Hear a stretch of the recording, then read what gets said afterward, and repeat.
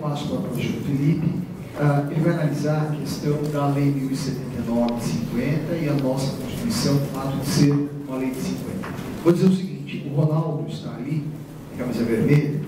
Se alguém, como eu disse no início, ao final eu vou permitir que se façam as questões de modo oral. Mas se alguém quiser mandar questões por escrito, eu vou com a entrega do Ronaldo, que eu acabo acomodando no decorrer dos debates. Por favor, professor Felipe.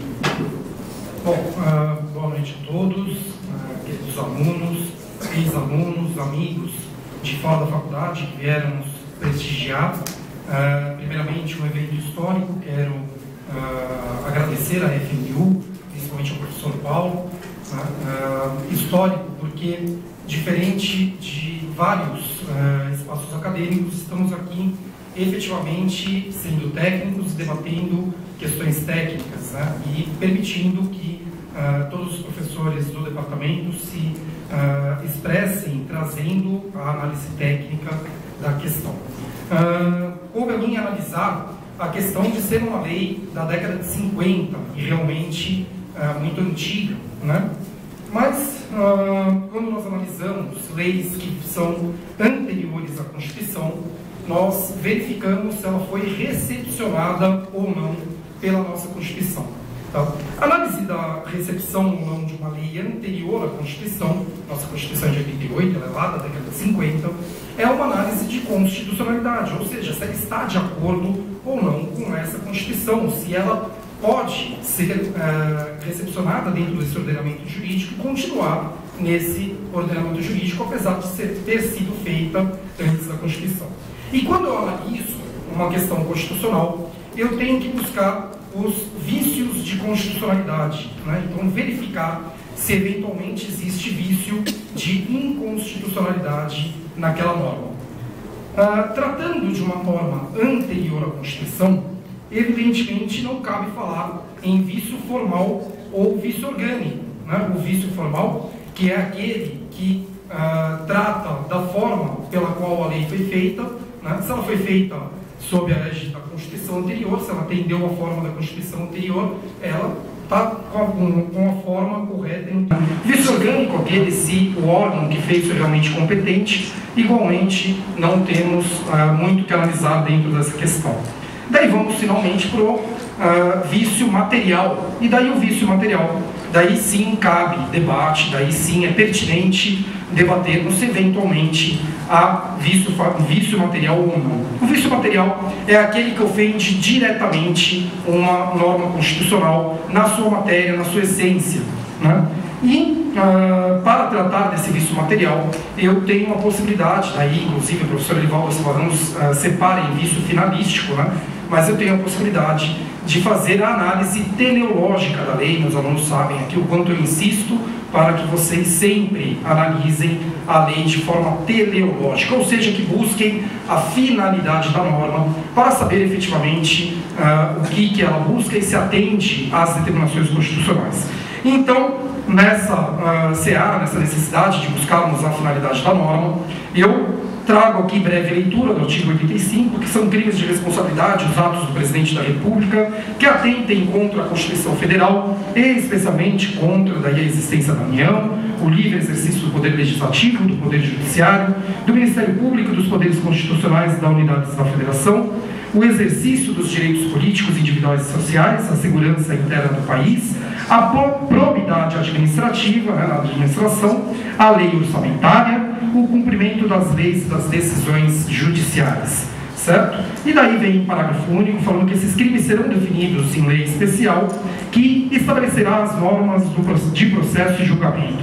Então, portanto, a lei 1079 de 50, apesar de ser anterior à Constituição, ela traz, né, o que esse dispositivo do parágrafo 1º pede, que especifique o que é crime de responsabilidade dentro daquele rol que já é elencado ali pelo próprio artigo 85 e, ao mesmo tempo, estabeleça o processo e estabeleça o julgamento como que vai funcionar.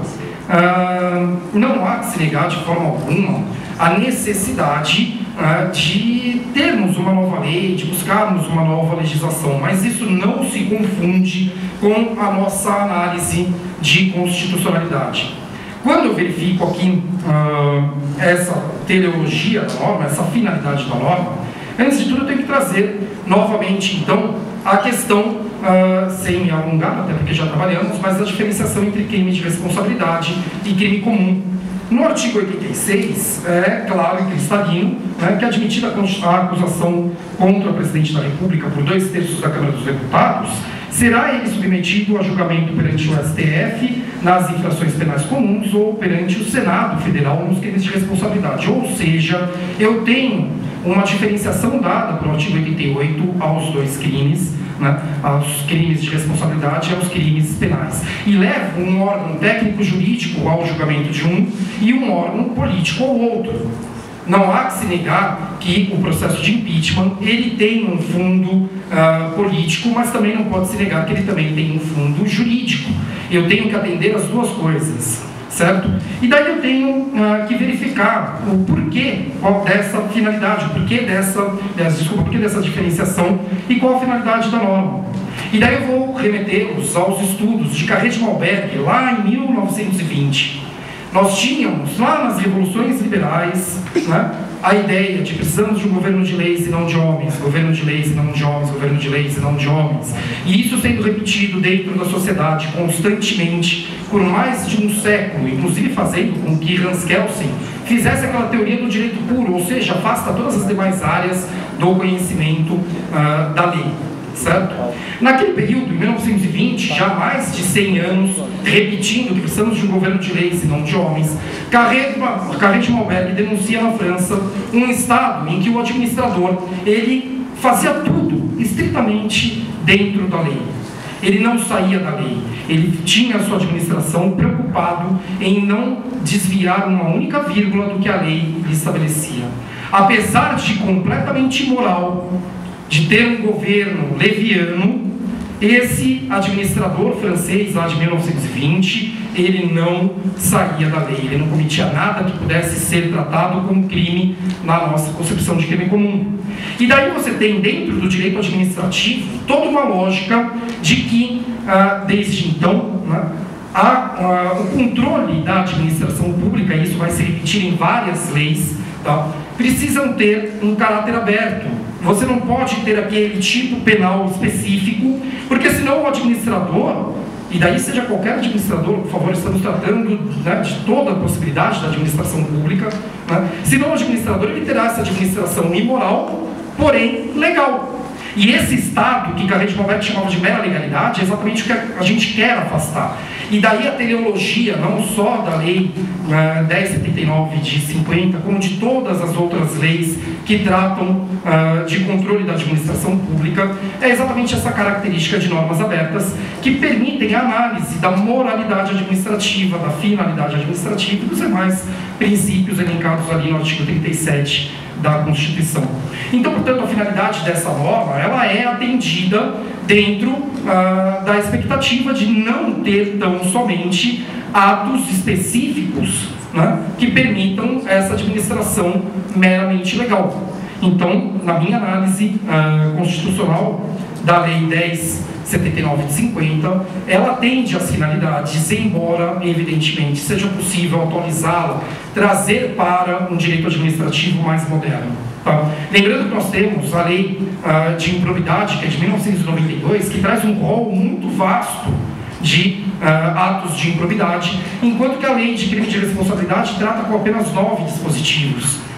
Então, inclusive criando um debate se ao presidente da República só cabe falar de improbidade daqueles 9 dispositivos da Lei de Crime de Responsabilidade, ou se aplica também a Lei de Improbidade de 1992, e daí ela também complementaria os crimes de responsabilidade. Considero, sim, necessário uma nova lei, mas, entretanto, considero que essa lei ela não é inconstitucional, certo? Então, eu encerro tão somente dizendo que, para encerrar, que nós precisamos nos preocupar com o direito, com o que nós vamos deixar depois dessa crise, né? Trago as palavras do professor Calixto Salomão, de que a crise política, daqui a pouco ela acaba, tá? A crise política ela se resolve rapidamente, porque vem eleições, novas composições, o Estado se acerta e a crise política se acaba. A crise econômica, daqui a pouco tempo também se acalma, a economia começa a andar. Agora, a crise jurídica, o que nós vamos deixar, talvez não seja tão fácil se recuperar. Então, portanto, vamos tratar o direito com o respeito e a necessidade de preservar e andar para frente, nunca para trás. Muito obrigado.